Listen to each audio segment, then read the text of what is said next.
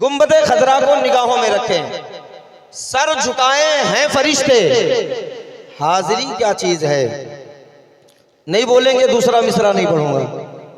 मेरे पास अभी भी 4 घंटे वक्त है ट्रेन पकड़ने में, ये याद रखें। हाँ, मेरे पास अभी 4 घंटे हैं क्योंकि 4:00 में मेरी ट्रेन है। सर झुकाए हैं फरिश्ते, हाजिरी क्या चीज है। बोल देंगे दूसरा मिसरा पढ़ दूंगा। सर झुकाए हैं फरिश्ते, हाजिरी क्या चीज है। अल्लाह अल्लाह उनके दर की नौकरी क्या चीज है। अल्लाह अल्लाह उनके दर की नौकरी क्या चीज है। अल्लाह अल्लाह उनके दर की नौकरी क्या चीज है। और बुलबुले सिदरा भी उनकी जात से वाकिफ नहीं। बुलबुले सिदरा भी उनकी जात से वाकिफ नहीं। ये आज का शायर कह रहा है, लेकिन हम सुन्नियों की जान, हम सुन्नियों की आन बान पहचान, बरेली का अहमद रजा खान बरेली की टूटी चटाई पर बैठ करके इरशाद फरमाता है, यही बोले सिदरा वाले चमने जहां के थाले, यही बोले सिदरा वाले चमने जहां के थाले, सभी मैंने छान डाले तेरे पाए का न पाया, तुझे एक न एक बनाया, तुझे हम है खुदाया, तुझे हम है। अब शायर क्या कहता है कि सर झुकाए हैं फरिश्ते, हाजिरी क्या चीज है। अल्लाह अल्लाह उनके दर की नौकरी क्या चीज है। बुलबुले सिदरा भी उनकी जात से वाकिफ नहीं। बुलबुले सिदरा भी उनकी जात से वाकिफ नहीं। देवबंदी 2 टके का देवबंदी मौलवी क्या चीज है। 2 टके का देवबंदी मौलवी क्या चीज है। 2 टके का देवबंदी मौलवी क्या चीज है। और आखिरी शेर सुन ले, शायद आपका मिजाज इस मर्तबा नहीं बन पा रहा है, अगर नहीं बनेगा तो मेरा भी नहीं बनेगा, क्योंकि इश्क जब एक तरफ हो तो सजा देता है, जब दोनों तरफ हो तो मजा देता है। कुछ तुम कदम बढ़ाओ, कुछ हम कदम बढ़ाएं। तो आखिरी शेर में पढ़ता हूँ, सर झुकाए हैं फरिश्ते, हाजिरी क्या चीज है। अल्लाह अल्लाह उनके दर की नौकरी क्या चीज है। मौत जवाना तो आना रोज़े सरकार पर। ये बहुत बड़ा शेर है, इसमें और शेर नहीं पढ़ूंगा। आखिरी शेर पढ़ता हूं कि मौत जब आना तो आना रोज़े सरकार पर। मौत जब आना तो आना रोज़े सरकार पर। फिर बताऊंगा तुझे मैं जिंदगी क्या चीज है। फिर बताऊंगा तुझे मैं जिंदगी क्या चीज है। फिर बताऊंगा तुझे मैं जिंदगी क्या चीज है। आइए हम और आप अकीदत व मोहब्बत के साथ आका नामदार मदीने के ताजदार, मर्द और औरत पर फर्ज है। जैसा कि नमाज हम पे फर्ज है, वैसे ही इल्मे दीन का सीखना हर मुसलमान मर्द और औरत पर फर्ज है। अब अगर कहें कि आप इल्मे दीन सीखे, अपनी औलादों को सिखाया आपने, तो लोग कहते हैं हाँ मैंने बेटे को कुरान पढ़ाया, मैंने बच्चियों को कुरान पढ़ाया। बहुत गौर से सुनिए, बहुत कीमती गुफ्तगू कर रहा हूँ, बहुत कीमती बात मैं आप तक पहुंचाने की जसारत और कोशिश कर रहा हूं। अब आपके जहन के मेमोरी में अगर मेरी बात चली जाए तो बड़ी बेहतरी होगी, वरना कोई बात नहीं। तो अल्लाह के रसूल ने फरमाया इल्मे दीन का सीखना। हम सिखाते क्या हैं? बोले हम सिखाते क्या हैं? हम बहुत खुश होते हैं तो क्या पढ़ाते अपने बच्चों को? कुरान, है ना? यही जोर से बोले हाँ हूं, कुरान पढ़ाते हैं। अब हमारा और आपका बेटा या बेटी कुरान पढ़ ले, अब उससे अगर पूछा जाए तुमने कुरान पढ़ लिया, तो वो कहेगा हाँ। उससे पूछो नमाज के कितने फराइज है, नहीं मालूम। अभी इतने लोग बैठे हैं, बहुत से लोग कुरान पढ़े होंगे, अगर पूछ लिया जाए शराइत नमाज क्या है, नमाज में कितने शराइत हैं, तो कुछ लोग ही होंगे शायद अल्लाह माशाअल्लाह, वरना सबको नहीं आता, है ना? फराइज नमाज क्या है नहीं मालूम, नमाज पढ़ना है नहीं मालूम, फिर नमाज आपकी हो रही है? बोले हो रही, जब पता ही नहीं।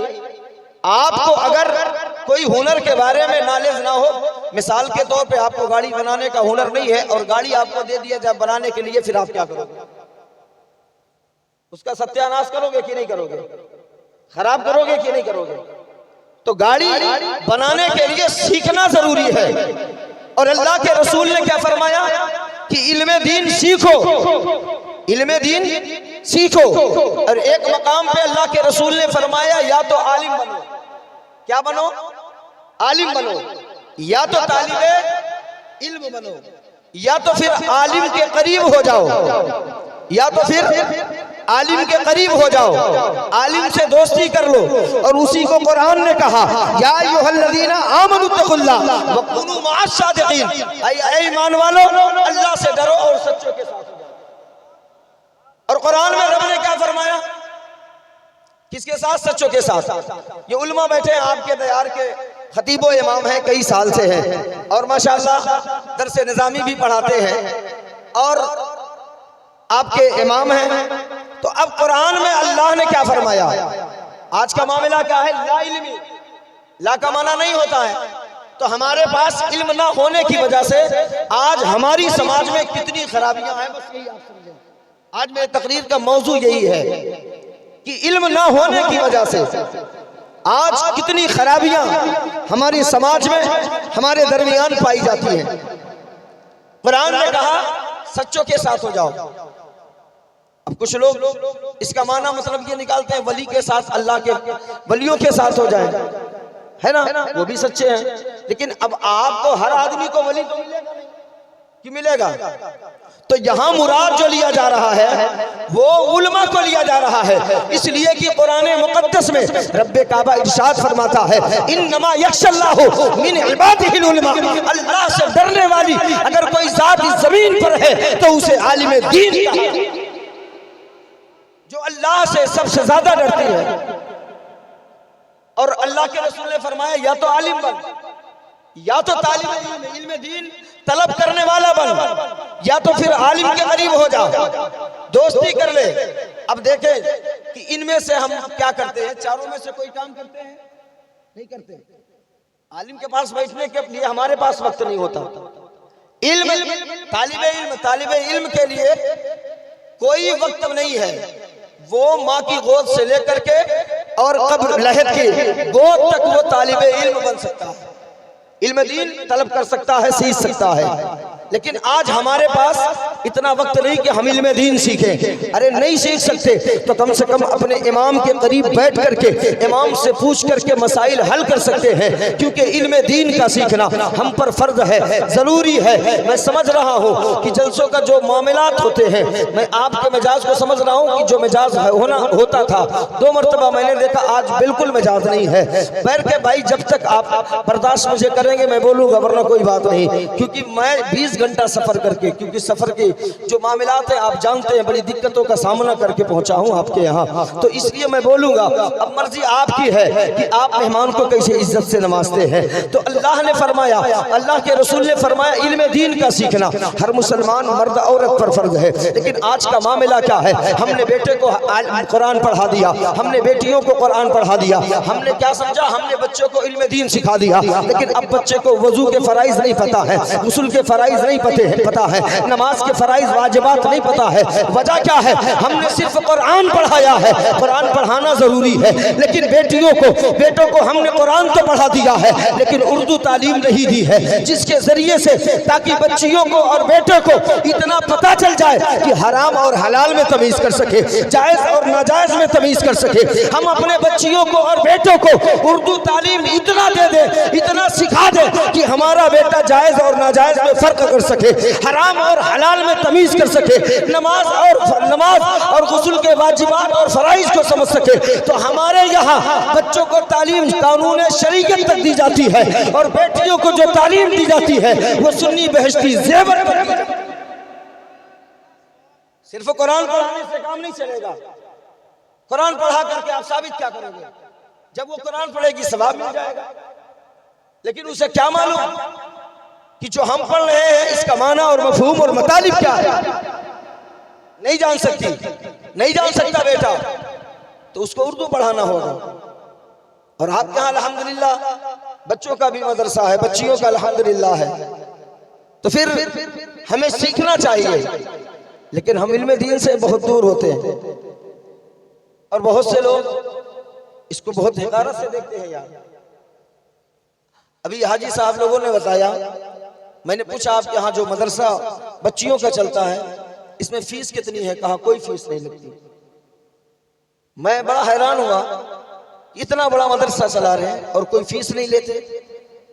आज इंग्लिश मीडियम में हमारा और आपका बच्चा जाता है तो तकरीबन कम से कम 500 फीस होता है, कम से कम। लेकिन जहां दीन की बात आती है वहां हम पीछे हटते नजर आते हैं। वहां हम सोचते हैं कि कितना कम से कम पैसे में हमारा काम हो जाए। ये हमारा माशरा है, ये हमारा कल्चर है, ये हमारा मामला है। लेकिन हकीकत यह है कि हमने दीन को नहीं समझा, हमने दीन मुस्तफा को नहीं समझा है। दीन मुस्तफा उतना आसान है जितना आपने मुश्किल समझा, उतना मुश्किल नहीं है। आज ला इल्मी की वजह से, इल्मे दीन ना सीखने की वजह से कितनी खराबियां मैं गिनाऊं, अगर गिनाऊं तो उंगलियां कम पड़ जाएंगी, कमियां नहीं कम पड़ेगी। आज लोग जरा से परेशान होते हैं, ला इल्मी की वजह देते हैं। आप जब मुसीबत में फंसते हो तो इमाम साहब को पकड़ते हो, इमाम साहब दुआ कर दो, है ना, कराते हो। जोर से बोले, हाँ वो कुछ बोलते रहे ताकि मैं समझूं कि आप जमीन पे हयात से हैं, है ना, कराते हैं। लेकिन इतने लोग बैठे हैं, माएँ भी बैठी हैं। आपका बच्चा जब कभी बीमार पड़ता है तो क्या कभी अपने औलाद के नाम पर सदका निकाल करके मदरसे में जानते ही नहीं हो, है ना, नहीं जानते सदका? पूछे आप अपने इमाम से, सदका वो है जो बलाओं को खा जाए, सदका वो है जो बलाओं को दूर कर देती है। लेकिन अफसोस कि ला इल्मी की वजह से हमें पता नहीं सदका है क्या चीज। अगर कोई घर में बेटा या बेटी या बाप या माँ बीमार हो जाए तो इस नीयत से कि अल्लाह मेरे माँ बाप को या मेरी औलाद को तू शिफा अता कर दे, जितनी तेरी हैसियत है, अगर 100 की हैसियत है तो 100 निकाल, 1000 की हैसियत है तो 1000 सदका कर। तेरे इदारे में तालिबे इल्म रहा करते हैं, ले जाकर के उन बच्चों में तकसीम कर दे। अल्लाह की कसम खा के कहता हो, ये बच्चे खाएंगे और मुसल्ले पे बैठ करके, टूटी चटाई पे बैठ करके तेरे माँ बाप के लिए या तेरी औलाद के लिए अगर इन्होंने दुआ कर दी, ये तालिबे इल्म है, ये मेहमान रसूल है, अगर ये दुआ करेंगे अल्लाह अपनी बारगाह में कबूल फरमा लेगा और तेरे माँ बाप को शिफायाबी अता फरमा देगा। सुभान अल्लाह, सुभान अल्लाह। लेकिन आज का माहौल क्या है, आज का मामला क्या है? आज का मामला यह है कि हम ये जानते नहीं, वजह ला इल्मी हमारे पास, इल्मे दीन की अहमियत हमने आज तक नहीं समझी। अगर समझा होता हमने ना कि इल्मे दीन का मकाम क्या है, उसकी अहमियत क्या है, कसम खुदा की हम कभी इंग्लिश मीडियम को तरजीह न देते, कभी ना देते। आप गौर कर लें, गौर करें मेरे जुमले पर, मैं रटा कर तकरीर नहीं करता। आने के बाद ये पहलू दिया गया है कि इल्मे दीन पर गुफ्तगू करनी है, तो मैं उसी पर गुफ्तगू कर रहा हूं। आज हम और आप बहुत मुबारकबाद के लायक हैं और बहुत खुशनसीब हैं, बहुत। मैं लब्बाजी नहीं कर रहा हूं, कैमरे चल रहे हैं, आपने उलमा से सुना भी होगा कि जिस कब्रिस्तान से मदरसे का एक तालिबे इल्म, जिस कब्रिस्तान से मदरसे का एक तालिबे इल्म अगर गुजर जाता है तो अल्लाह तबारक व तआला उस कब्रिस्तान से अजाब को उठा लिया था। ये तालिबे इल्म के कदम की बरकत है। और आपके यहाँ एक तालिबे इल्म नहीं रहता, कितना रहता है ये हम भी नहीं जानते, हमने पूछा नहीं है। 10, 20, 25 तो होंगे, है ना, जो हम वक्त आपके गांव में रहते हैं। क्या पढ़ते हैं? अल्लाह के रसूल की हदीस पढ़ते हैं। कितनी बच्चियां आपके मदरसे में इल्मे दीन सीख रही है, कुरान की तिलावत होती है। आपने उलमा से सुना है कि जहां भी कुरान पढ़ा जाता है अल्लाह की रहमतों का नुज़ूल हुआ करता है। दाएं तरफ भी बाएं तरफ भी, दोनों तरफ अल्लाह उसके रसूल की बातें पढ़ाई जाती है, कुरान का जिक्र होता है, अहादीस मुस्तफा पढ़ाया जाता है। फिर फैसला आप करें, आपसे बड़ा खुशनसीब कौन हो सकता है? कौन हो सकता है? लेकिन फिर भी हमें ना समझ में आएगी, इल्मे दीन ना समझ में आएगी कि इसका मकाम है क्या, इसका मर्तबा क्या है। हमें इंग्लिश मीडियम खूब समझ में आता है ना, यही मामला। 10,000 लगे तो हम शौक से पढ़ा लेंगे, लेकिन अगर मदरसे में 1,000 की बात आ जाए तो हम पीछे हट जाते हैं, इल्ला माशाअल्लाह कुछ लोगों को छोड़ के। ये मामला हमारा है। लेकिन इल्म दीन क्या है मैं बता दूं, सुन ले। मैंने तो मिजाज बहुत कुछ बनाया था, लेकिन वक्त बहुत हो चुका है, उस एतबार से मुझे गुफ्तगू करनी है। मिजाज तो बहुत बना के चला था कि जाना है उस दयार में जहां 2 मरतबा मैं तकरीर कर चुका हूं, तो फिर कुछ नई गुफ्तगू हो। वो लोगों, इल्म दीन क्या है, एक वाकया सुन लें, बड़ा प्यारा वाकया है। एक काफिर है, काफिर का नाम तुराब है। क्या है, जोर से बोले, तुराब है। अब वो काफिर है, मुसलमान नहीं। वो काफिर है, मुसलमान नहीं। आज मदरसे के बच्चे को देख के लोग मुंह फेर लेते हैं। इनकी हैसियत क्या है, इनकी औकात क्या है? ये बड़े बनने के बाद इनका जो इनकम होगा, तनख्वाह होगी कितना, 6,000 7,000, इससे ज्यादा नहीं। हमने देखा रिश्ते नहीं होते, मौलवियों के रिश्ते होने में दुश्वारी होती है। अरे मौलवी है यार, कितना कमाता होगा? मौलवी है, 10,000 12,000 15,000। मेरा बेटा सऊदी में चला जाएगा तो 25,000 30,000 50,000 कमाएगा। ये मौलवी की शान हमने देखी है। लेकिन अल्लाह की कसम खा के कहता हूँ, आप सुबह शाम अपने इमाम को देखते हो 15,000 20,000 या 10,000, आप जो भी इमाम को देते हो 7-8,000। लेकिन एक बात बताओ, कमाने वाले बहुतेरे हैं, 50,000 भी कमाते होंगे, 1 लाख भी कमाते होंगे, 25,000 भी कमाते होंगे। लेकिन इमाम जो लिबास पहन लेता है वो आवाम को मुयस्सर नहीं होता है। जो खुशबू इमाम लगा लिया करता है वो आवाम को मुयस्सर नहीं होता है। इमाम चाहे जितना कम पाए, लेकिन मुस्कुरा के बिस्तर पे जाता है, चैन की नींद सो जाए, उसे नींद की गोली नहीं खानी पड़ती है। आलिम को नींद की गोली नहीं खानी पड़ती। लेकिन बड़ों बड़ों को हमने देखा है कि नींद की गोली खाते हैं तो बिस्तर पे नींद आती है। ये मामला है। लेकिन आलिम अल्हम्दुलिल्लाह कभी खुदकुशी नहीं करता। आलिम कभी खुदकुशी नहीं, कभी फाके, कभी भूखे रह करके नहीं मरता है। वजह क्या है? अल्लाह के रसूल की हदीस है। आका अलैहिस्सलातु वस्सलाम इरशाद फरमाते हैं, दुआ दिए देते हैं कि अल्लाह मेरे वारिस को तू हरा भरा रखना, मेरी उम्मत के उलमा को तू हरा भरा रखना। और ये मुस्तफ़ा की दुआ की बरकत है। आलिम 5,000 पाता हो, आलिम 10,000 पाता हो, लेकिन उसके चेहरे पे मुस्कुराहट बनी रहा। हक़ारत से ना देखा कर यार, ये हमारे सर के ताज है। इनकी जूतियों की खाक हमारे सरों पर। इमाम होते इमाम, बादशाह के मानिंद होते बादशाह के। आज कुछ ऐसे होते हैं, पीछे इस इमाम के 5 वक्त पढ़ते हैं और पीठ पीछे फिर बुराई करते हैं। नमाज होती है आपकी? बोले होगी नहीं होगी?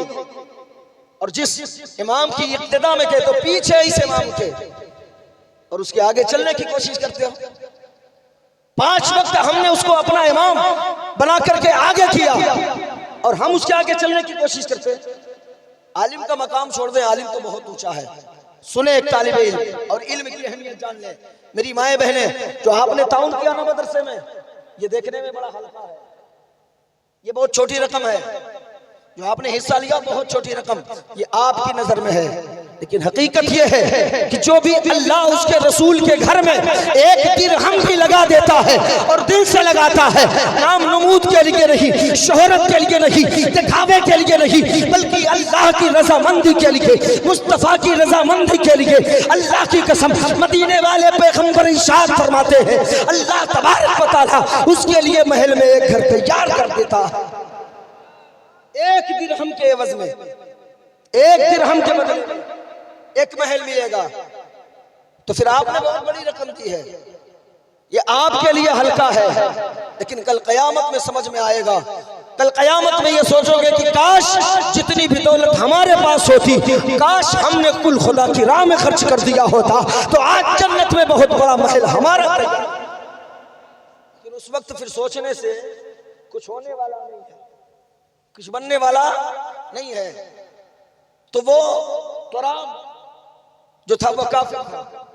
एक तालिबे इल्म है, मदरसे का बच्चा, कुछ कागज में लिख रहा था, कुछ हदीसे पाक को कोट कर रहा था, खड़े होकर के लिख रहा था, अचानक कलम जमीन पे गिरी। गौर से सुने इल्म दीन क्या है। बहुत हकारत से लोग देखते हैं ना, लेकिन सुन ले ये इल्म दीन क्या है। कलम गिरी जमीन पर, जैसे ही कलम गिरा, अब ये ताहिर, ये तुराब जो है ये आगे बढ़ा, कलम उठाया, उठा के मुस्कुरा के बच्चे को दिया, मुस्कुरा के बच्चे ने कलम लिया, फिर लिखना शुरू कर दिया। ये दुनिया का मामला है, लेकिन अब ये जब कयामत कायम होगी तो फिर ये काफिर जन्नत में होगा। कह दो सुभान अल्लाह। कहाँ होगा? जन्नत में। अल्लाह का हुक्म होगा इसे जन्नत में जाने दो, तो इसके जो साथी होंगे कहेंगे तू जन्नत में कैसे, तू जन्नत में कैसे? जन्नत में इसलिए कि एक तालिबे इल्म था जो अल्लाह के रसूल की हदीस को कोट कर रहा था, उसकी कलम जमीन पे गिरी, मैंने उठा के उस बच्चे को दे दिया।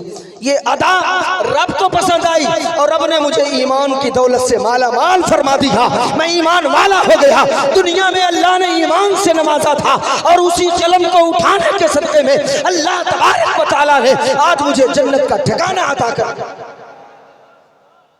एक काफिर और एक मोमिन ये काम करे तो फिर क्या पूछना।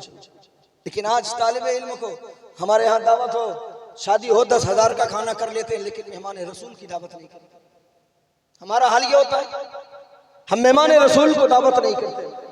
खुदारा तुम किसी को दावत करो ना करो, लेकिन इन तालिबे इल्मों को क्या समझते हैं आप? ये मेहमान रसूल हुआ करते हैं, ये मेहमान रसूल होते हैं। इन्हें ना भूला करो, इन्हें ना फरामोश किया करो। ये अपने घर मकान दुकान सब माँ बाप भाई बहन को छोड़ करके आते हैं इल्म दीन सीखने के लिए।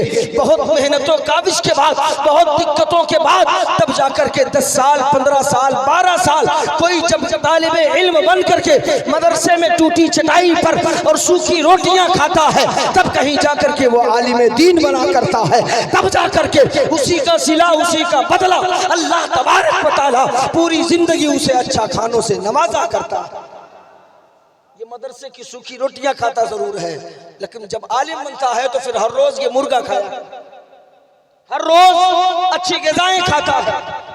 तो इसलिए कभी जिंदगी में आप आलिम को हिकारत से या तलबा को हिकारत से ना देखें, कभी ना देखें। इल्म क्या चीज है पता आपको?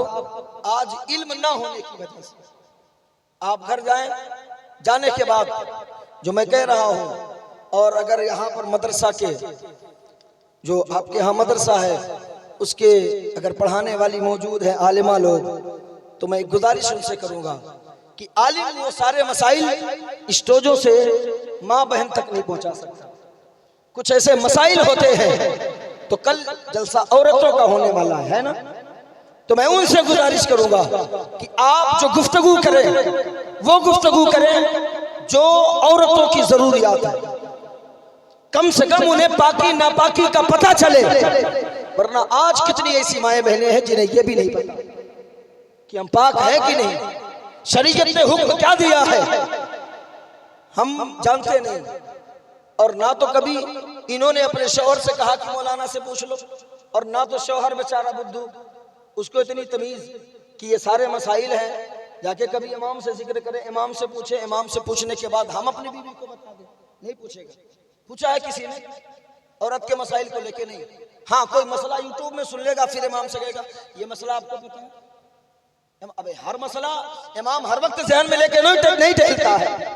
अगर इमाम ने खुदा ना खास्ता कह दिया नहीं मेरे जहन में नहीं, हम जानते थे, आपको कहाँ पता? मुझे मालूम है ये मसला। ये हालात होते हैं, और ऐसा करने वाला फिर मुसलमान नहीं रह जाता। इसको याद रख लेना, क्योंकि आपने एक आलिम ने नुक्स ढूंढा है, कमी तलाश करने की कोशिश की है। और आलिम क्या होता मैं बताऊं? आप किताब उठा के पढ़ें। अगर कोई आलिम को बुरा भला कहे या दिल में जाने, तो फिर 7 नस्लों तक उस खानदान में अल्लाह आलिम नहीं पैदा करे। 7 नस्लों तक उस खानदान में फिर कोई आलिम नहीं बन सकता अगर कोई आलिम का बुग़्ज़ सीने में रखता है। इसको याद रखेगा। आलिम को, उलमा को हल्के में ना ले। मदरसे में जो बच्चियां पढ़ती हैं उनको हल्के में ना ले। वो रसूलुल्लाह सल्लल्लाहु अलैहि वसल्लम के घर में ज़ेरे तालीम है, इल्म दीन सीखती हैं, खुदारा उनको भी हल्के में ना लेना।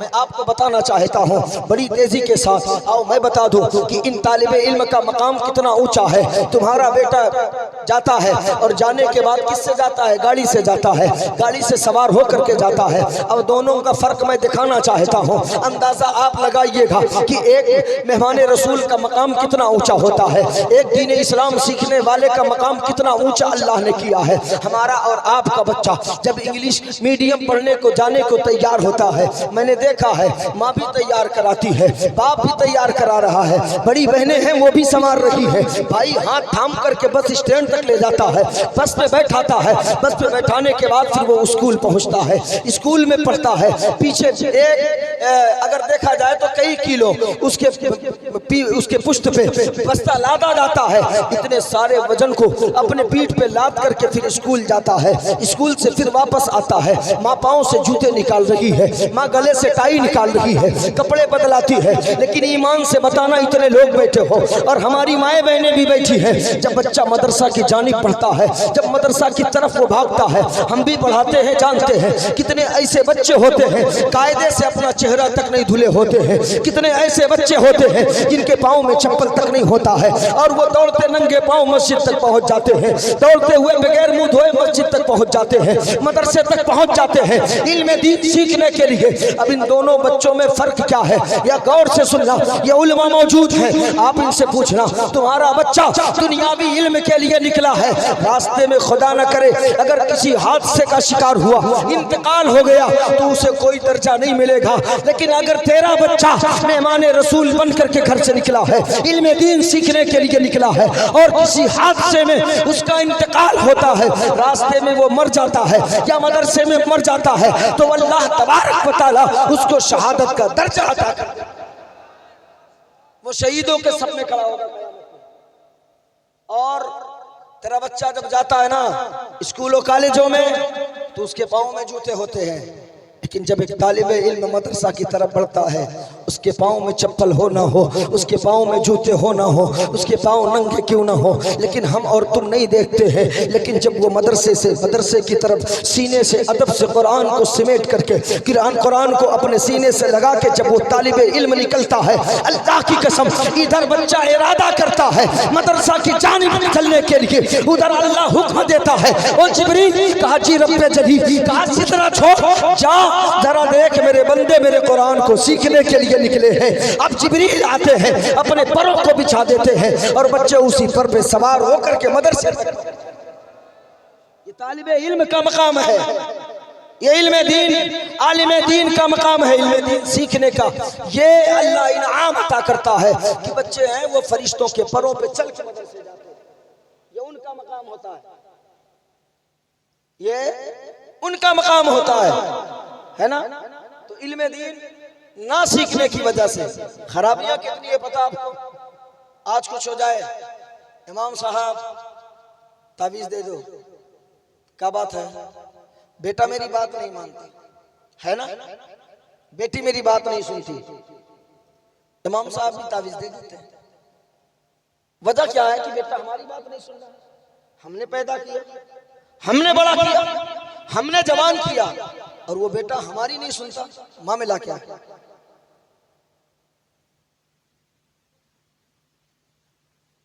तो मामला क्या है कि बेटा को हमने पाला, हमने पैदा किया, खिलाया पिलाया, उसके तमाम ख्वाहिशातों को पूरा किया, लेकिन बेटा हमारी नहीं सुनता। वजह क्या है? कभी हमने इस पे गौर व फिक्र किया? नहीं किया। हमने उसे दीन मुस्तफ़ा नहीं सिखाया। गलती किसकी है? माँ बाप की। तो भोगेगा कौन? माँ बाप भोगेंगे। हमने उसे इल्म दीन नहीं सिखाया। अगर काश हमने अपनी औलादों को इल्म दीन सिखाया होता, मदरसे में इमाम के पास भेजा होता, मुदर्रिस के पास भेजा होता, तो मुदर्रिस उसे बता देता कि बाप का मकाम ये होता है, माँ का दर्जा ये होता है। और जब बेटा जान जाता कि माँ का मकाम इतना ऊंचा होता है और बाप का मकाम इतना ऊंचा होता है, माँ का दर्जा इतना ऊंचा होता है, कभी जिंदगी में वो पलट करके अपने माँ बाप को जवाब नहीं दे। लेकिन हमने सिखाया ही नहीं, हमने बताया ही नहीं। और आज आप और आगे बढ़े, बहुत सी बातें हैं, सुनेंगे कुछ देर और कि सलाम पढ़ा जाए। पीछे वाले क्या चाहते हैं, सुनाए तो कुछ बोलेंगे आप लोग? हाँ हूं भाई, कुछ आप भी बोले ना, तब मजा आता है। हम लोगों के यूपी में ये हाल है कि 5 मिनट में 10 मिनट में नारे लग जाते हैं, और जब नारे लगते हैं तो हम लोगों को थोड़ी सी सांस लेने की मोहलत मिल जाती है। नहीं, आप देख लें यूपी के जलसे में 2-2 मिनट 3-3 मिनट तक नारे लगते रहते हैं, तो मुकर्रिर को थोड़ा से सांस लेने का जो वक्त है ना वो मिल जाता है, लेकिन आपके यहाँ नहीं मिल पाता। सांस लेना भी मुश्किल है ना। तो मेरे कैफ आलिम दीन, इल्म दीन और तालिब इल्म। तालिब इल्म जो होता है वो इल्म दीन सीखने वाला, और अब इल्म दीन का इल्म आज हमारी बच्चियों के पास नहीं। ये वजह है आज कितने घर बर्बाद हो गए। इल्म दीन ना होने की वजह से आज कितने घर बर्बाद हो गए, आपको नहीं पता है, आप अंदाजा नहीं लगा पाओगे, लेकिन सुने गुफ्तगू, कीमती बात मैं कर रहा हूं। आज बच्चियों को हमने कुरान पढ़ा दिया, अब बच्ची कुरान पढ़ी है, अब उसे ये नहीं इल्म है कि हमें माँ बाप के साथ रहना है तो किस तरीके से रहना है, फिर यहां से हमें सफर करना है, शौहर के पास जाना है, अब शौहर के साथ हमें जिंदगी कैसे गुजारनी है, फिर उसके बाद वो माँ बनती है, फिर माँ बनने के बाद औलाद के हुकूक कितना है उसको नहीं पता है। पता क्यों नहीं? क्योंकि हमने इल्म दीन नहीं सिखाया, हमने इल्म दीन नहीं सिखाया। तो उसे क्या पता कि शौहर का मर्तबा क्या है, उसे क्या पता कि शौहर का मकाम क्या है, नहीं जानेगी। जब नहीं जानेगी तो शौहर कुछ कहेगा वो भी चढ़ के बोलेगी, और जब चढ़ के बोलेगी फिर मर्द का मामला क्या होता है आप जानते हो, फिर मामला बिगड़ जाएगा। फिर अम्मा इधर से फोन करके कहेगी तुम डरना नाम तुम्हारे बाप को भेज देंगे। तो बेटियों का घर बर्बाद करने में माओ का सबसे ज्यादा हाथ होता है, क्योंकि ये सर चढ़ाती है। लेकिन सुने मामला क्या है, काश अगर हमने अपनी बेटियों को सीरत फातिमा की किताब का मुताला करा दिया होता, कभी जिंदगी में हमारे बच्चियों को तलाक की नौबत नहीं आई। लेकिन हमने दुनियावी कल्चर के किताब को पढ़ाया, नाविल को पढ़वाया है, इंग्लिश को पढ़ाया, लेकिन हमारे पास इतना वक्त नहीं कि हम अपनी बेटी को सीरत फातिमा का मुताला करें। उठाओ सीरत फातिमा, किताब उठा के पढ़ो, फिर पता चलेगा कि हजरत फातिमा ज़हरा ने अपनी जिंदगी निकाह के बाद कैसे गुजारी है। यह और बात है कि आज हम कहते हैं हमारे पास पैसे, हमने इतने जहेज दिए, लेकिन शौहर का मकाम क्या है, शौहर के साथ कैसे रहना चाहिए। और बेटों को भी इतनी तमीज नहीं कि बीवी से मोहब्बत कैसे करनी चाहिए। क्यों? क्योंकि उसके पास भी इल्म नहीं है ना। अब वो कमा के आया बाहर से, ला इल्मी की वजह बता रहा हूं, गौर से सुन ले, तकरीर फिर कभी सुनना, ये मैं दरसी बात बता रहा हूं आपको। अब शौहर कमा के आया, इल्म नहीं है, कमा के आया, बीवी कुछ काम की है, कुछ काम नहीं कर पाई, कुछ काम बाकी है। अब ये बाहर से कमा के शाम को आया, देखा आधा काम घर का हुआ, आधा बाकी।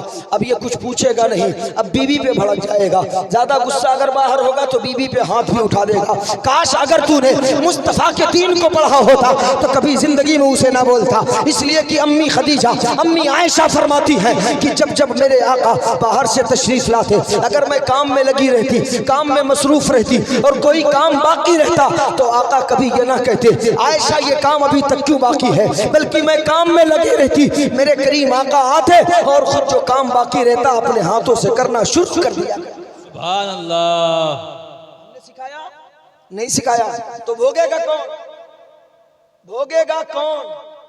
इल्मे दीन नहीं सिखाया तो भोगेगे आप। और आपके पास अल्लाह ने पूरा पूरा मौका अता किया कि आपके गांव ही में बच्चों के लिए भी है और बच्चियों के लिए भी। अब यही औरत लाइल्मी की वजह देख ले, शौहर के लिए हुक्म क्या है। और जितने बाप बैठे हो ना वो भी गौर से सुने, और जितनी माएँ हैं गौर से सुने। आज बाप गया घर बेटी को बुलाने के लिए, जाते हैं लोग, पहुंचे दामाद है कि नहीं है, उसका शौहर है कि नहीं पहुंचा, बेटी तैयार हो चला। अब बेटी भी बेचारी, उसको क्या पता कि शौहर के इजाजत के बगैर घर से कदम नहीं निकालना चाहिए, क्योंकि इल्म है ही नहीं। अब अब्बा ने कह दिया, वो भी तैयार हो गई, चलती बनी। अब एक बात आपसे मैं पूछूं, आपकी बीवी अगर आपके इजाजत के बगैर चली जाए, आपके दिल पे कैसे बीते? अच्छा लगेगा? तकलीफ होगी ना?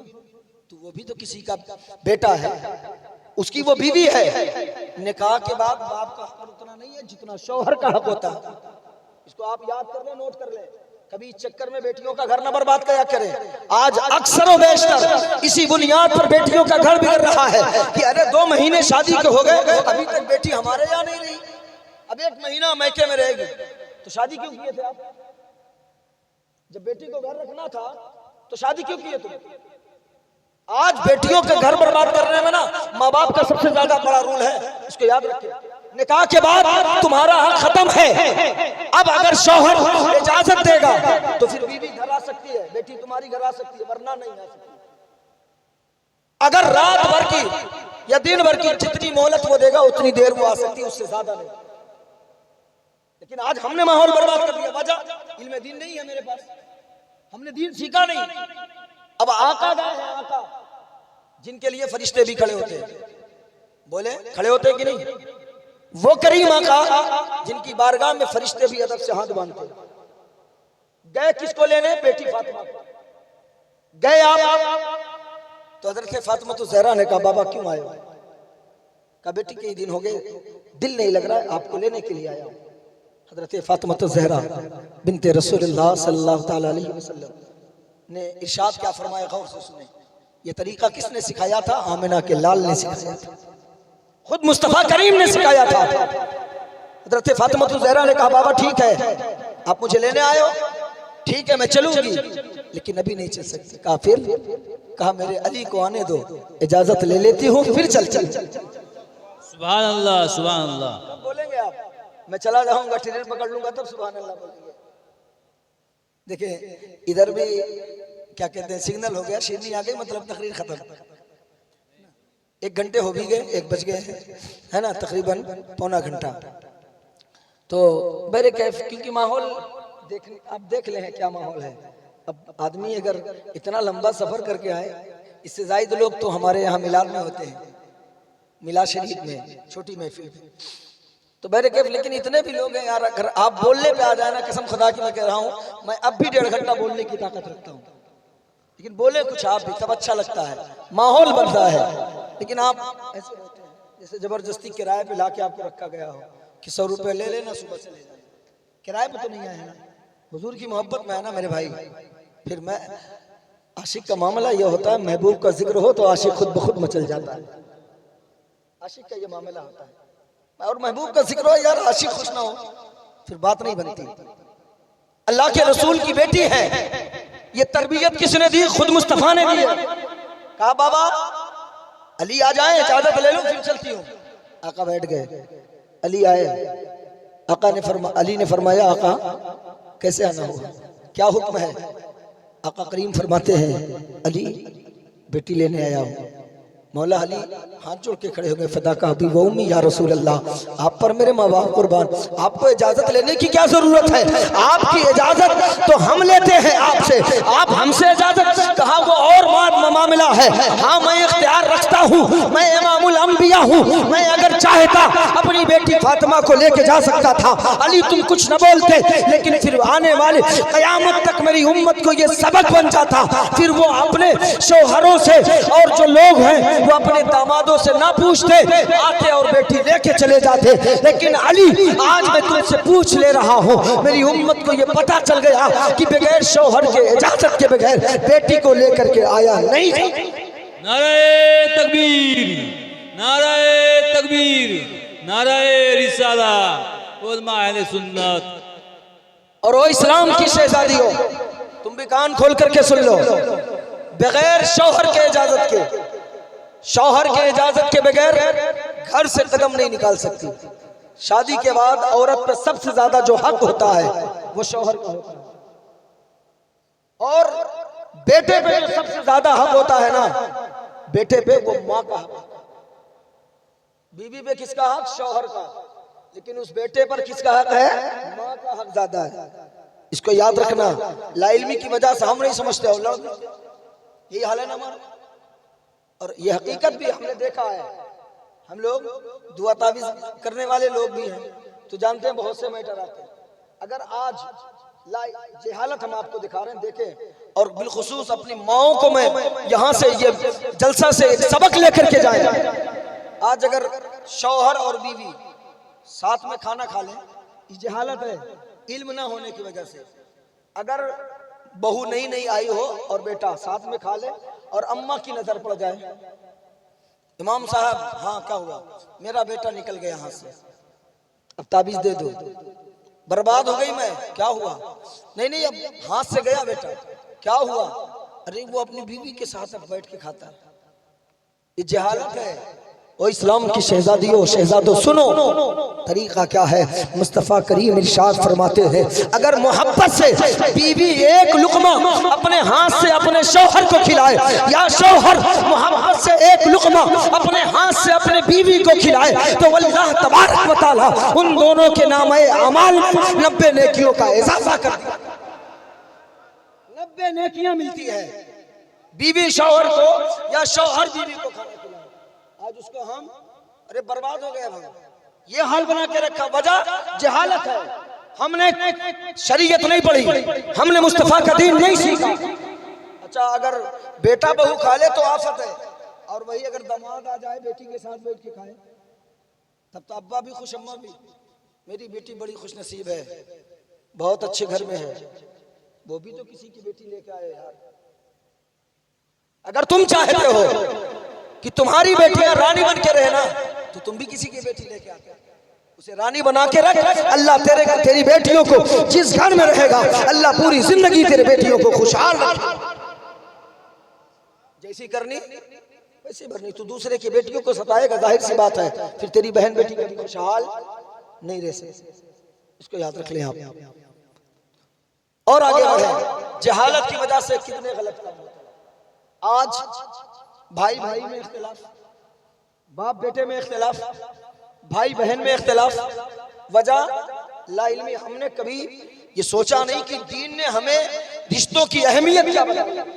कभी हमने सोचा, बोले सोचा कभी हमने नहीं। आज बड़ा भाई बाप के मरने के बाद अगर कोई बाप की दर लेता है, बाप की जगह खड़ा होता है ना, तो वो घर का बड़ा भाई होता है। लेकिन जहां छोटा कमाने लगा फिर तेरी औकात क्या है, ना औकात तक नाप लेता है, अपने भाइयों की वो औकात तक नाप लेता है। चंद सिक्के कमाने लगा ना तो फिर भाइयों की औकात नाप लेता है। मुझे इतनी होश नहीं कि बाप के बाद अगर किसी ने हमें संभाला है और कोई साथ दिया है और कोई कमा के अगर इस मंजिल तक पहुंचाया है, तो वो कोई और नहीं, वो हमारा अपना भाई है जो हमारे लिए अपनी जान की बाजी लगाने के लिए तैयार है। आज वो भाई अच्छा नहीं लगता, क्यों? क्योंकि हमारे पास इल्म ने, हमने अहमियत नहीं जानी कि बड़ा भाई का दर्जा क्या होता है, बड़ा भाई क्या होता है, बड़ी बहनें क्या होती है। मैं बताऊं आपको, माँ के बाद तुम्हारा सबसे ज्यादा ख्याल कौन रखता है? बोले बड़ी जो बहनें होती है ना घर में। ये और बात है कि आज आने के बाद तुम्हारे नाक चढ़ जाते हैं। आज बहनें घर आ जाए तो जहालत है ये। क्यों? क्योंकि हम मदरसे तक पहुंच करके या अपने इमाम के करीब पहुंच करके कभी हमने नहीं पूछा है कि बहनों का दर्जा क्या होता है और बहनों की बहनों से मोहब्बत करने का सलीका और तरीका क्या है। आपने पूछा? नहीं पूछा, नहीं पूछा। क्यों? क्योंकि हमने इल्म दीन सीखने का हमारे सीनों में जज्बा ही नहीं। आज वो बहन नहीं अच्छी लगती जो बहन पेशाब पाखाना, तुम्हारा कपड़ा, काजल, तेल सब की है, क्या नहीं करती माँ के बाद। अगर सबसे ज्यादा तेरी परवरिश कोई की है, अगर घर में बड़ी बहनें मौजूद हैं तो वो किया तेरे लिए। वो बहनें लड़ भी जाती हैं यार, कभी तुमने नहीं जाना। अगर बहनें लेके निकल जाए और कोई कह दे बस कि तेरा भाई अच्छा नहीं लगता, जबड़ा तोड़ देती है, बहनें वो होती हैं। और आज अगर 2 दिन के लिए तेरे दरवाजे पर आ जाए तो भिखारन लगती है वो बहनें, फिर वो बोझ लगती है बहनें। अफसोस यार, इल्म नहीं हमारे, जहालत भरी है। वरना वो बहनें क्या चाहती हैं आपसे? कभी मकान मांगा आपसे? बोले दुकान मांगा, जमीन में हिस्सा मांगी? नहीं। फिर उससे इतना नफरत, जलन, हसद क्यों है? वो बस तुझे नहीं भूल पाती, ये याद रख लेना। वरना जाके घर पूछ लेना अपने बहनों से। वो तेरी दौलत की भूखी नहीं होती, बस वो तुझे नहीं भूल पाती है, वरना तुझसे ज्यादा उसकी भी दौलत होती है, उसके भी शौहर है, उसके भी औलाद है, लेकिन वजह क्या कि तेरे चेहरे में बाप का चेहरा नजर आता, इसलिए वो तुझे नहीं भूला करती। बहनों को लावारिस बना के रखने की वजह यह है कि हमारे अंदर इल्म दीन नहीं है। कब आप सोचेंगे कि हम इल्म दीन सीखे, नहीं सीख पाए, वक्त है। मदरसे में जाने के लिए आपके पास वक्त नहीं है क्योंकि आप बड़े हो चुके हो, तो कम अज कम कुछ वक्त अपने इमाम के करीब बैठ करके अगर एक दिन में एक मसला पूछोगे तो फिर महीने में 30 दिन होते हैं, 10 मसले तो हल हो ही जाए। वक्त दो इमाम के पास नहीं, होटलों पे वक्त देने के लिए हमारे पास वक्त होता है, चौराहों पे बैठने के लिए हमारे पास वक्त होता है, लेकिन आलिम के पास बैठने के लिए वक्त नहीं होता। क्यों? क्योंकि वाली आलिम अच्छा नहीं लगता। कहीं ऐसा ना हो आलिम के पास चले जाए और आलिम कुछ बता दे, कुछ डिमांड कर दे, है ना। अगर देर होगी तो इशारा कर दीजिएगा हजरत, ताकि बताइएगा अगर देर होती होगी। उनका तो मैं ज्यादा नहीं पढ़ पा रहा हूँ, है ना। हा? क्या चाहते हैं भाई? जरा एक मर्तबा दोनों हाथों को उठाए, तो उठाए दोनों हाथों को, सारे लोग उठाए, कहते हैं या रसूल अल्लाह, और बुलंद आवाज से कहें लब्बैक या रसूल अल्लाह। सुनेंगे थोड़ी देर और। देखिए अगर कोई भी उबे इशारा ऐसे करना, वाखिरुद्दावाना मैं पढ़ूंगा। क्यों पता? मैं इसमें बहुत माहिर हूं, वाखिरुद्दावाना पढ़ने में, क्योंकि जो मुकद्दर में वो लेके जाऊंगा, ना उससे ज्यादा होगा ना उससे कम होगा। इन्नल्लाह यर्ज़ुक़ु मन यशाअ बिग़ैरि हिसाब, अल्लाह बेहिसाब देने वाला। बस आखिरी पहलू मैं आपको बयान कर दूं क्योंकि मैं समझ रहा हूं, और अक्सर व बेशतर ये जलसे का माहौल है। हम लोग हर इलाके में जाते हैं, बिहार, बंगाल और उधर रायपुर, छत्तीसगढ़, तो अगर चंदे हो जाते हैं जलसे में, तो चंदे के बाद फिर लोग सुनते नहीं। ये जलसे का माहौल है, ये हकीकत में बयान कर रहा हूं। चंदे के बाद फिर आदमी का रुख जो होता है वो बदल जाता है, इसलिए जलसों में अक्सर व बेशतर चंदे जो होते हैं वो बाद में होते हैं। जो तकरीर होती है उसे करा ली जाती है, फिर उसके बाद चंदे होते हैं, फिर चंदे हुए, फिर सलातो सलाम। चंदे के बाद मिजाज जो होता है वो बढ़ जाते हैं, है ना। बस आखिरी पहलू थोड़ी देर और बर्दाश्त कर लें, बस उसके बाद फिर सलातो सलाम। ला इल्मी बोलने को तो मैंने पहले बताया ना, बहुत कुछ मिजाज बना के आया था, लेकिन अब आपको देखने के बाद मिजाज उखड़ गया है, तो बस आखिरी पहलू ला इल्मी की वजह से। अभी शाबानुल मुअज़्ज़म का चांद है ना, है। शब बारात भी आपके यहाँ कहते हैं कि नहीं कहते? कहते हैं। तो शब बारात की कई तारीख को आप फातिहा दिलाते हैं?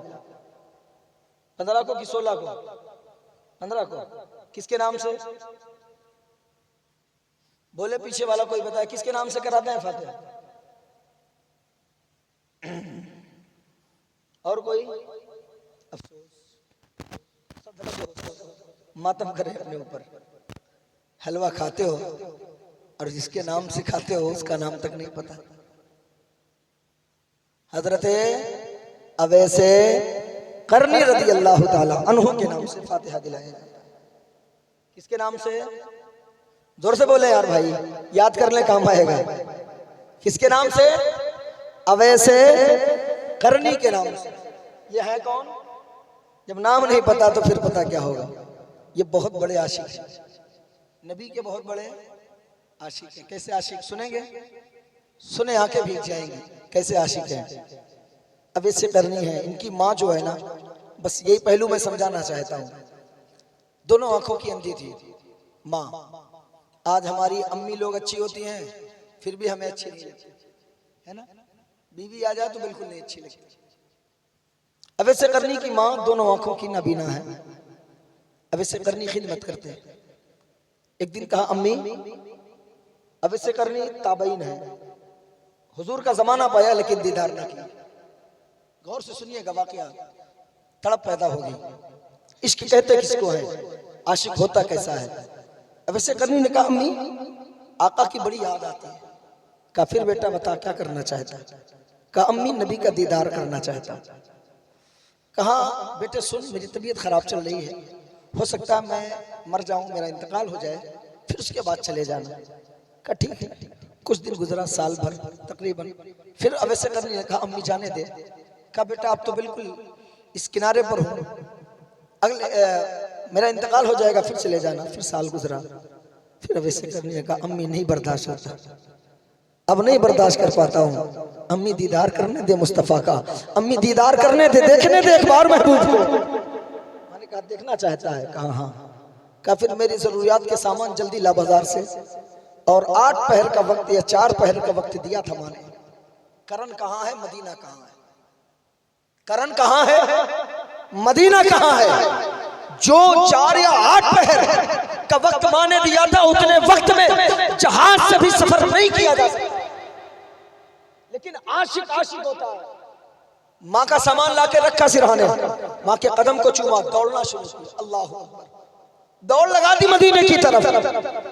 कुछ दूर दौड़े, फिर कहा अवैस संभल, तू किस तरफ जा रहा है? महबूब के कूचे की तरफ जा रहा है, दौड़ के जा रहा है, ये बेअदबी है। अल्लाह अकबर, दौड़ के जा रहा है, ये बेअदबी है। फिर आहिस्ता आहिस्ता चलते, फिर दिल ने कहा अवैस वक्त बहुत कम है, तू माँ से वादा करके चला है। फिर और अवैस दौड़ने लगते। बहरे कैफ कभी जब नबी के बारगाह का अदब ख्याल आता, आप रुक जाते, धीरे धीरे चलते। फिर जब वक्त का मामला होता, फिर दौड़ना शुरू करते। जैसे ही मदीने की गलियों में पहुंचे हैं, महबूब की खुशबू आने लगी है। अब ये पहुंचे कैसे? ये पहुंचना नामुमकिन था, ये रब की मशीयत थी, ये रब की मर्जी थी। जमीन को सिमेट करके आशिक को महबूब के कदमों में, आशिक को महबूब के कदमों में भेज दिया। पहुंचे, मदीने की गलियों को बोसा देने लगे। बच्चे खेल रहे, कभी बच्चों को चूमते, कभी उनके पांव को चूमते। क्यों चूम रहा अवैस? इस गली से मेरा महबूब गुजरा होगा, अल्लाह, इस गली से मेरा महबूब गुजरा होगा। मस्जिद नबवी में पहुंचे, साहबा बैठे हैं। आपने चारों तरफ नजर डाली, महबूब का चेहरा नजर नहीं आया, क्योंकि आप कई मर्तबा ख्वाब में आका का दीदार कर चुके थे, खुली आंखों से देखना चाहते थे। आका न दिखे, साहबा से पूछे, वो साहबे किराम महबूब कहाँ है? कहा वो मदीने से बाहर गए हैं। इतना कहना था, जो दिल की धड़कनें थी ना वो थम गई कि इतने दिनों बाद वक्त मिला है और लग रहा है कि आका का दीदार नहीं होगा। फिर वहाँ से चले, फिर आने के बाद सोचा हुजरे में देख ले। आते हैं हुजरे में, अम्मी आयशा को आवाज़ देते हैं। अब अम्मी आयशा है। कुंडी जब खटखटाया है अवैस ने, अम्मी आयशा ने कहा कौन? कहा मैं करन से आया हूँ। कहा नाम क्या है? कहा मुझे ज़माना अवैस कहता है। इतना सुनना था। हजरत आयशा फरमाती है मामला क्या है, बात क्या है? कहा आका कब आएंगे? कहा मुझे पता नहीं आका कब आएंगे। कहा क्यों आए हो? कहा हुजूर का दीदार करना है। कहा थोड़ी देर इंतजार कर ले। कहा अम्मी आयशा मैं इंतजार नहीं कर सकता। कहा क्यों नहीं कर सकता? कहा मामला ये है कि वहाँ माँ है और माँ की बात है और माँ से वादा किया हो, मैं अपने माँ का वादा नहीं तोड़ सकता। अंधी माँ है, वादा नहीं तोड़ सकते। और हम और आप बोले इल्म ना होने की वजह माँ को गालियां भी देते हो, बाप को धक्के भी मारते हो, है ना? फिर कहते हो यार बहुत परेशान है, मौलाना दुआ कर दो। फिर कराओ पीर साहब से दुआ, गारंटी से बोल रहा हूं, वो किसी सिलसिला का पीर हो, किसी सिलसिले का पीर हो, नहीं हो सकता मामला हल। क्यों? बाप से बड़ा कोई पीर नहीं हो सकता। इसको नोट कर ले आप, बाप से बड़ा पीर कोई नहीं हो सकता। वरना मेरा चैलेंज है, कोई हदीस का एक टुकड़ा, कोई हदीस का एक मफहूम या कुरान पाक का कोई मफहूम, कोई आयत बता दे जिसमें यह कहा गया हो कि तुम्हारी जन्नत का दरवाजा तुम्हारा पीर है। लेकिन कई मकाम पर बाप का जिक्र कुरान में भी आया है, हदीस पाक में भी आया है, और अल्लाह के रसूल ने फरमाया कि अगर तेरी जन्नत तेरे माँ के कदमों के नीचे है तो फिर जन्नत का दरवाजा तेरा बाप हुआ करता।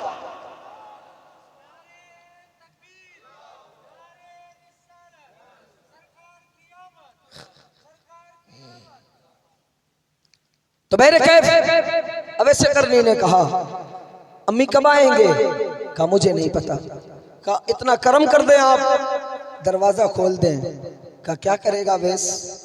कहा अम्मी बस एक मर्तबा उस जगह का बोसा लेना है जहां मुस्तफ़ा बैठा करते हैं, जहां आप टेक लगाते हैं, उस दरो दीवार को चूमना है। अम्मी आयशा फरमाती है, मैं दरवाज़ा खोल के पर्दे के आड़ में चली गई। मैं देखना चाहती थी कैसा आशिक है। अब ऐसे करनी अंदर आते हैं, कभी आप जहां बैठते थे वहां चूमते हैं, कभी आप अपने आप के मसनद को चूमते हैं, कभी उस दीवार को चूमते हैं जिस दीवार को मुस्तफ़ा टेक लगाते हैं, कभी उस बर्तन को चूमते हैं जिसमें आप खाना तनाउल करते हैं। चूमा है, चूम करके वापस लौटे हैं। अभी चंद कदम लौटे होंगे, थोड़ी दूर चले होंगे, इतने में करीम आका घर में दाखिल होते हैं। जैसे ही मुस्तफ़ा घर के अंदर दाखिल होते हैं, कहा आयशा, कहा जी आका, कहा कोई आया था, कहा आपको कैसे पता, आपको किसने बताया, कहा खुशबू बता रही है मेरा आशिक आया था।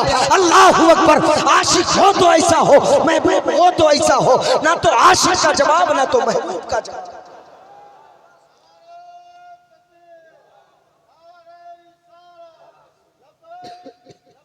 या रसूल अल्लाह, लब्बैक या रसूल अल्लाह। अब ऐसे करनी मकाम क्या है? अल्लाह के रसूल ने कहा मेरा कोई गुलाम आया था। कहा आपको कैसे पता? कहा खुशबू बता रही। कहा हाँ आया था। कहा कौन था? कहा आप ही बता दें जब खुशबू आपने बता दी है। कहा वो तो मेरा करन का अवेश था। अल्लाह अकबर, इतना कहना था। अम्मी आयशा रोने लगती है। कहा बामिला क्या है?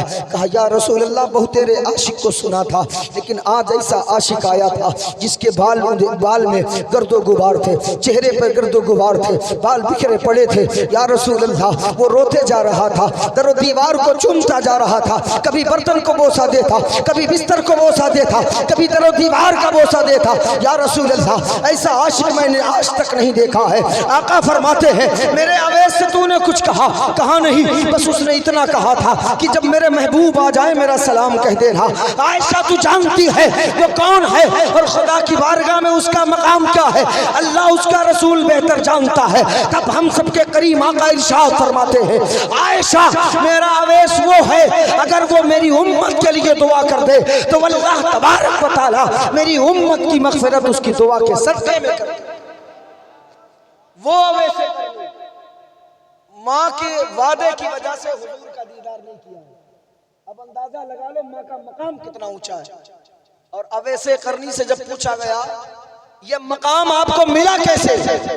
अवैसे करनी ने कहा इबादत की बुनियाद पर, सजदे की बुनियाद पर ये मकाम नहीं मिला है, बल्कि मैंने अपनी माँ की खिदमत की है और माँ की दुआओं की बरकत से अल्लाह ने ये मकाम अता कर दिया। ये माँ के खिदमत का सिला है।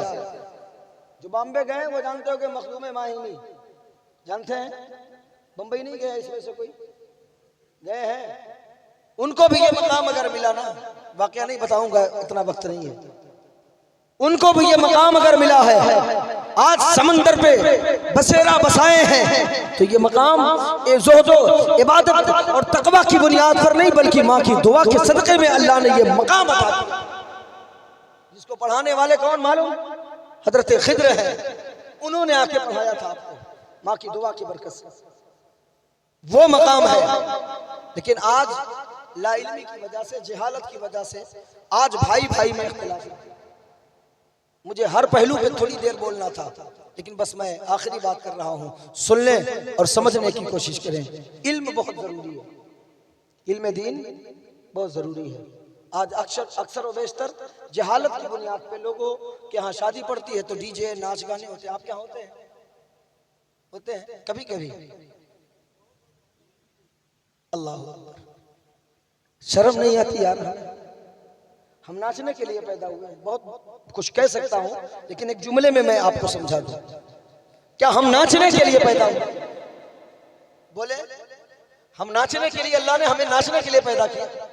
हम अशरफुल मखलूकात, इमामुल अंबिया की उम्मत में से है ना? हम नबी की उम्मत है, नबी के गुलाम है, और नबी का गुलाम नाचे। आप नचनिया बन के पैदा हुए या अपनी औलादों को तुमने नचनिया पैदा किया है जो गानों के तर्ज पे नाचे? अल्लाह ने तुझे नाचने के लिए नहीं बल्कि मुस्तफा के गुलाम बन करके जमाने को अपनी उंगली के इशारे पे नचाने के लिए, ये समझ लें आप, नाचने के लिए नहीं पैदा हुए। मुस्तफ़ा के सच्चे गुलाम बन जाओ, फिर पूरी दुनिया को अपने इशारों पे नचाते थे। और अल्लाह वाले फिर नचाए भी हैं, दिखाए भी हैं। खड़ाओं को हवा में उड़ा के फिर पीटा है, फिर होश ठिकाने ला दिया। इसको याद रखना। तो खुदारा ये बहुत बहुत बहुत बड़ा गुनाह है। पैसा देके हम गुनाह खरीदते हैं यार। डीजे वाले को पैसा भी देते हैं, गुनाह भी लेते हैं। और इमाम साहब अगर निकाह पढ़ाने के बाद कहते हैं 5000 हुआ, किस हदीस में लिखा है साबित करो? कहाँ लिखा है निकाह पढ़वाई लेना? 500 लेना हो लो, नहीं तो नहीं। अब आपके यहाँ जो भी चलता मुझे नहीं पता, हमारे तरफ अक्सर लोग 500 तकाते हैं, लेकिन अब कुछ भली भला 2500 मिलने लगा है। लेकिन यार हमें शर्म नहीं आती? जो इमाम होता है उसको देने में हमें तकलीफ होती है। नहीं मेरे भाई, मैं आया इतना तकरीर के चलता बना, आपने मुझे दे दिया, मैं लेके चला। इमाम को नजराना कितना देते हैं आप? रात भर जागे, चंदा वसूले, सब कुछ करे, कितना नजराना आप जलसे का देते हैं? अब तो इमाम साहब हैं, घर ही के हैं, ठीक है कोई बात नहीं, क्यों उनके बाल बच्चे नहीं? हमेशा एक चीज याद रखना, अगर तुम आलिमों को इज्जत देते रहोगे और तुम्हारी औलादें देखती रहेगी कि आलिमों की इज्जत होती है, तब तुम्हारी औलादों के सीने में इल्म हासिल करने का जज्बा पैदा होगा। अगर आज तुम आलिम को हिकारत से देखोगे, कभी जिंदगी में तुम्हारी औलाद इल्म दीन सीखने का जज्बा पैदा नहीं करेगी। क्योंकि जाने कि इल्म दीन सीख के करेंगे क्या? क्योंकि इल्म आलिम दीन को इज्जत नहीं मिलती है। और आलिम होता क्या है? आपको 4 बेटे हो, कितने जोर से बोले? 4। एक को इंजीनियर बना लेना, एक को डॉक्टर, एक को फिर एक प्रोफेसर, और एक को सबसे जो खराब हो है ना, काला को लुटा, अक्सर उसी को मदरसे में भेजा जाता है। जो खूबसूरत होते हैं उसे इंजीनियर बनाया जाता है।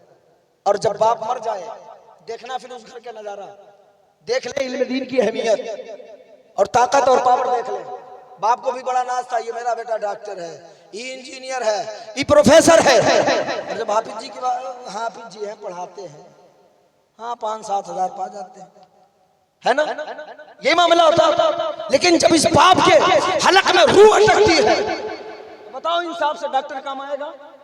इंजीनियर आता है, प्रोफेसर आता है, हाफिज जी को बुलाओ, अब क्या करेगा हाफिज जी? हाफिज जी अब सूरह यासीन पढ़ेगा। देखो पावर इल्म दीन का, कुरान का। अब हाफिज कुरान सूरह यासीन कुरान की तिलावत करता है, अल्लाह तबारक व तआला अगर उसके मुकद्दर में जिंदगी लिखा है तो कुरान की तिलावत के सदक़े में अल्लाह उसको जिंदगी की भीख अता कर देता है। और अगर मौत लिखी है तो आसानी से उसके जिस्म से रूह परवाज़ करता है। ये कुरान की तिलावत की बरकत होती है। लेकिन हम फिर और आगे बढ़े। अब बाप को कफना करके फिर रखा गया ताबूत में, फिर आगे बढ़ा। अब बुलाओ जिसको 4 लाख 10 लाख 20 लाख लगा के प्रोफेसर डॉक्टर कम से कम 2 रकात नमाज पढ़ा के तुम्हारे लिए दुआए मग़फ़िरत कर दे, करेगा? कर पाएगा?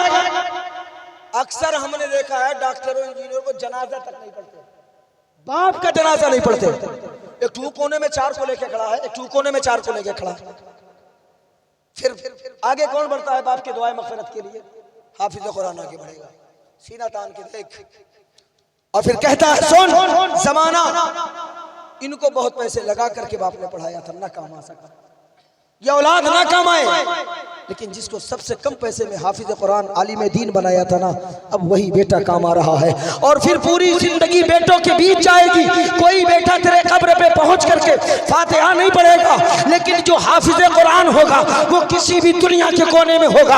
हाँ तेरे मज़ार तक ना पहुंच सके ये हो सकता है, लेकिन हर नमाज के बाद वो दुआएं करता है, और जब वो दुआएं करता है उसकी दुआ की बरकत से अल्लाह तबारक व तआला फिर तुझे कब्र में भी आराम देगा, और कल क़यामत के दिन अल्लाह उसी हाफिज कुरान आलिम कुरान के सदक़े में तेरी मग़फ़िरत करता है। हाफिज आलिम को हल्का ना समझे, क्योंकि ये बड़ी गारंटी से, क्योंकि ये कैमरे लगे आजकल, हर चीज बड़ी तेजी से फैलता है।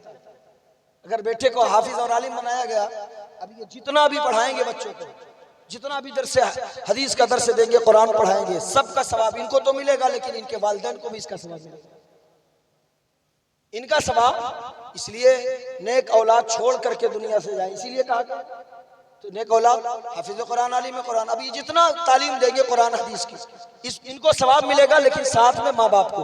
हम जिक्र रसूल कर रहे हैं, है ना, हमको सवाब मिल रहा है, लेकिन हमारे माँ बाप को भी कब्र में उसका सवाब अता किया जाए, क्योंकि माँ बाप ने पैदा किया ना, हम उनके नुत्फे से हैं। तो खुदारा अपनी औलादों को इल्म दीन सिखाएं, और आप भी आलिम के करीब हों, जो मसले ना पता हो उस मसले पर रोशनी डाले।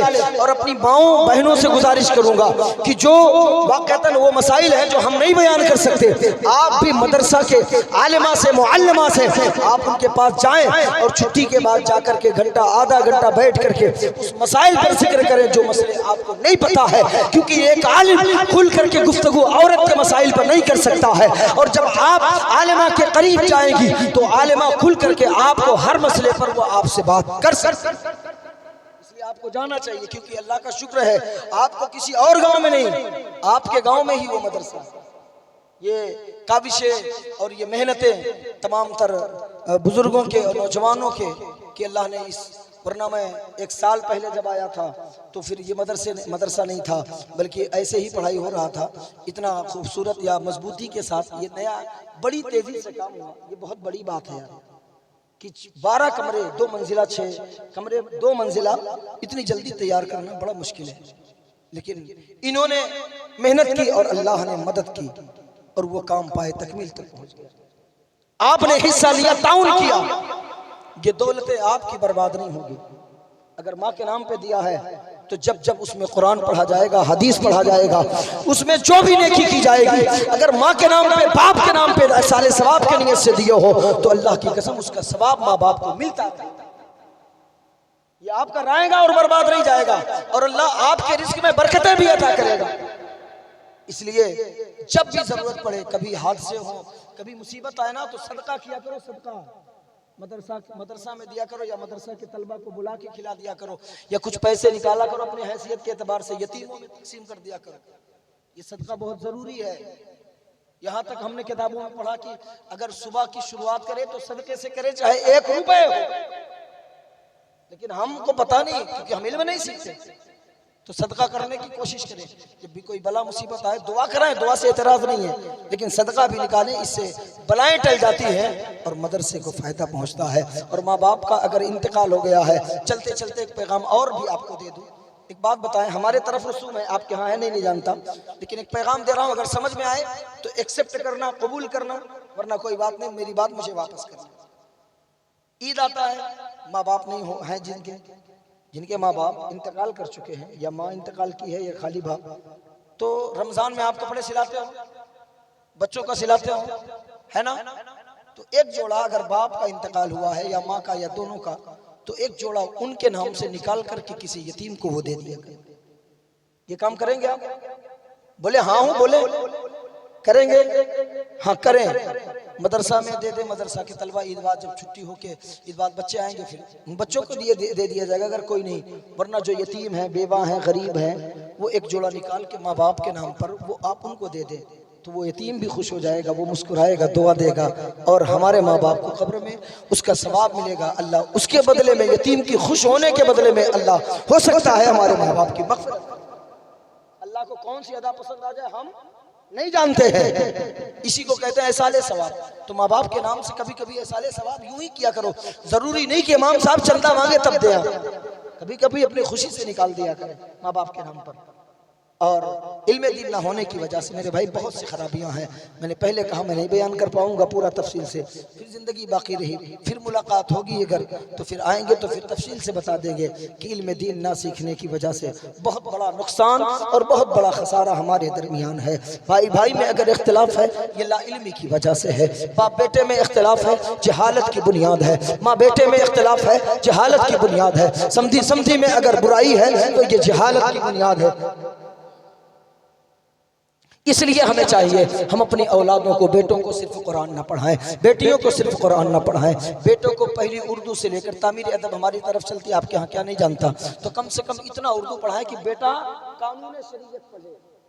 कानून शरीयत तक एक किताब का नाम है ना, कानून शरीयत वो पढ़े, और बेटियां कम से कम सुन्नी बहश्ती जेवर या जन्नती जेवर का मुताला करें। है ना, तो उसको पूरी जिंदगी का मामला समझ में आ जाएगा कि माँ के यहाँ रहना है तो किस तरीके से जिंदगी गुजारनी है, फिर ससुराल में जाना है किस तरीके से जिंदगी गुजारनी है, फिर माँ बनूंगी तो फिर औलाद की परवरिश कैसे करनी है। जब वो दीन सीख जाएगी तो फिर उससे उसके गोद से जब बेटा पैदा होगा तो फिर अल्लाह की कसम वो नचनिया नहीं पैदा होगा, वो बेटा जब पैदा होगा तो खालिद इब्न वलीद का गुलाम बन करके पैदा होगा, हजरत कासिम का गुलाम बन करके पैदा होगा। जब बेटा पैदा होगा तो करबला के शहजादों का गुलाम बनकर, क्योंकि जब वो माँ जब उसे दीन सीखेगी ना तो फिर जब उसे तरबियत देगी, जब उसे लोरी सुनाएगी तो गाना नहीं सुनाएगी, मुस्तफा पर दुरूद पढ़ते हुए अपने बच्चे को दूध पिलाती। लेकिन हम दीन सिखाने को तैयार नहीं है, बस कुरान पढ़ लिया हमने जग जीत लिया, पूरी दुनिया हमने फतह कर लिया।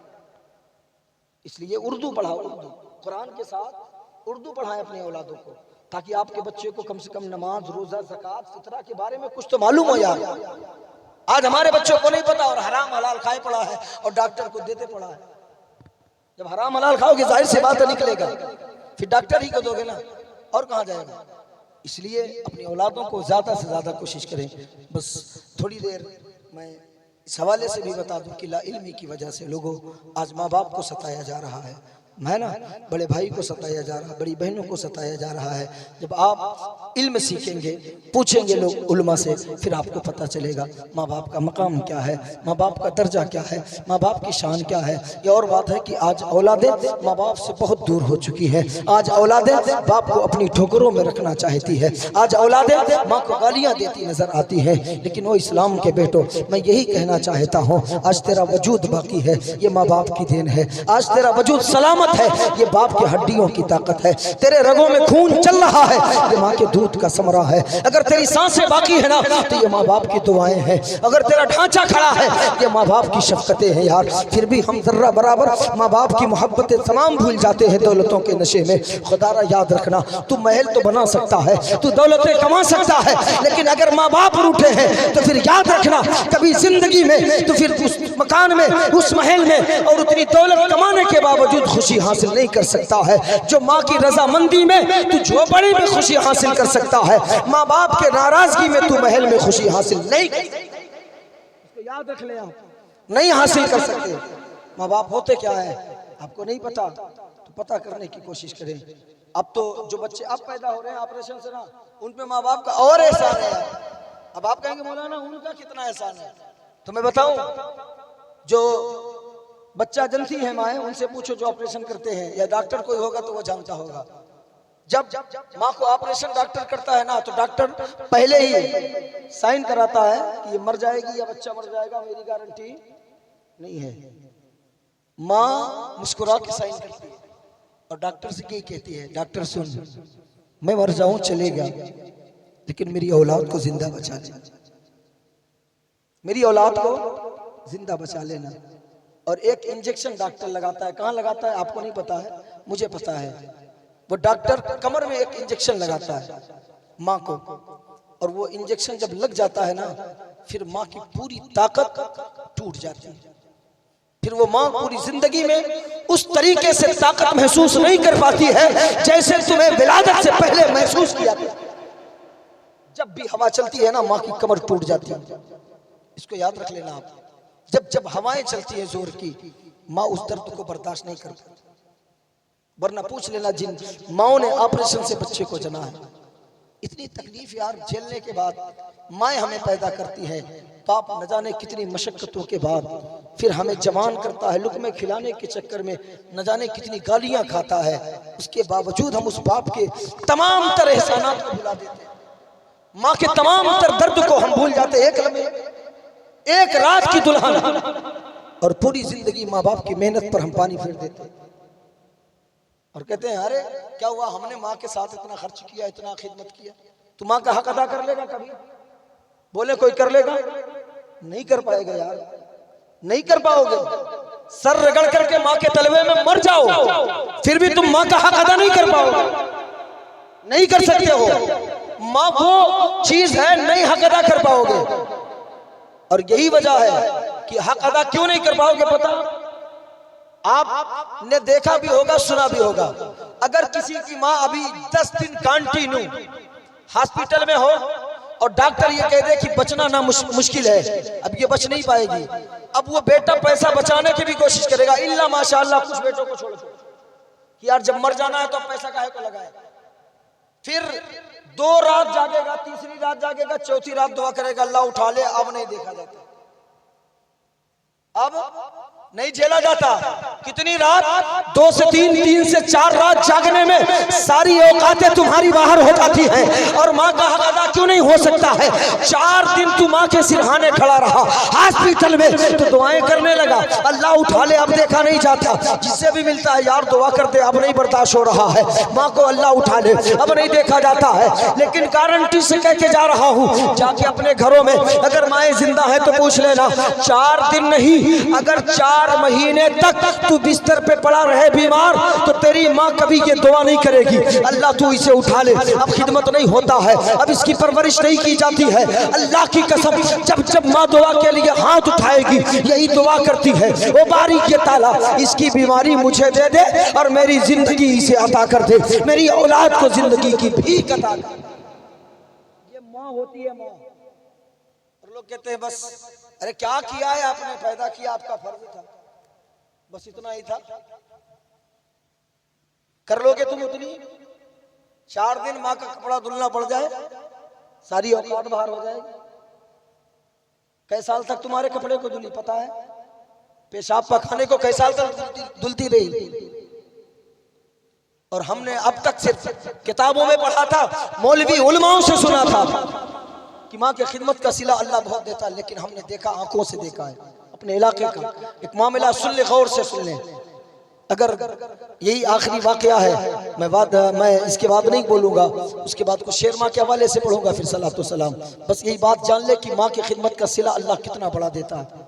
4-5 भाई हैं वो लोग, माँ इतना बीमार हो गई, इतना कि पेशाब पाखाना और उल्टी बिस्तर पे करती। हम लोगों ने देखा, तो बेटा कोई उसके करीब ना जाता, जो सबसे बड़ा बेटा था ना वही रहता उसके करीब। तो सारे बेटे कमाने लगे थे, अब उसके करीब नहीं जाते, मरना है तो बिस्तर पे, अब सब कुछ हो रहा है तो मर जाएगी। लेकिन जो बड़ा बेटा था ना, ये छोड़ा नहीं। हमने आंखों से देखा, जब माँ उल्टी करती ना, बेटा ऐसा हाथ फैला देता, अल्लाह, बेटा हाथ फैला देता, उल्टी को अपने हाथ में लेता, पखाने को हाथ में ले जाकर के फेंकता। बड़ा तरस आता गाँव के लोगों को, और वो इसी माँ की खिदमत में लगा रहा, कई महीनों तक खिदमत करता रहा। और भाई सब कमाते रहे, पैसा कमाते रहे, लेकिन वो ज्यादा पढ़ा भी नहीं था, 8 या 10 तक पढ़ा था, और बस माँ की खिदमत करता रहा। माँ का इंतकाल हो गया। माँ के इंतकाल के बाद अचानक से देखिए माँ की खिदमत का सिला अल्लाह कितना देता। वो बहुत पैसे वाले हो गए, उनके पास बहुत पैसे हो गए, क्योंकि वो कमाने में लगे थे, ये माँ की खिदमत कर रहा है। लेकिन अचानक से न जाने कैसा वक्त ने करवट लिया। मैं तो यही कहता हूँ, ये वक्त ने करवट नहीं लिया है। बीमारी के वक्त जब उल्टियों को अपने हाथों में लेता रहा, माँ के पाखाने को अपने हाथों से साफ करता रहा, तो माँ ने दिल से दुआएं दी होगी कि इधर माँ का इंतकाल होता है, चंद महीनों में उसकी सरकारी जॉब लगती है। आज अल्हम्दुलिल्लाह वो बेटा तमाम बेटों में सबसे अमीर सादा बेटा। ये माँ की खिदमत का सिला है यार। इसलिए माओं की खिदमत किया करो, बाप की इज्जत किया करो, और बाप की खिदमत किया करो। इसलिए कि बाप मरने के बाद फिर बाप का चेहरा ढूंढते फिरोगे, नहीं मिलेगा। माँ का चेहरा ढूंढते मिलोगे, पूरी दुनिया में माँ का चेहरा तुम्हें नजर नहीं आएगा, पूरी दुनिया में नजर नहीं आएगा माँ का चेहरा, बाप का चेहरा नहीं दिखेगा। फिर तरसते रहो, फिर इंतजार करते रहो, कुछ नहीं होने वाला। अल्लाह ने ये नेमत दी है, खिदमत कर ले। अल्लाह ने ये नेमत दी है, इनकी इज्जत कर ले, कदर कर ले, मोहब्बत कर ले, प्यार कर ले, और जितना वक्त हो सके ना उनको उतना वक्त अपने माँ बाप को दिया करें। माँ बाप तेरे पैसे के नहीं भूखे हैं, माँ बाप तेरे वक्त के भूखे हैं। कभी लाड प्यार से माँ के करीब बैठ करके बोल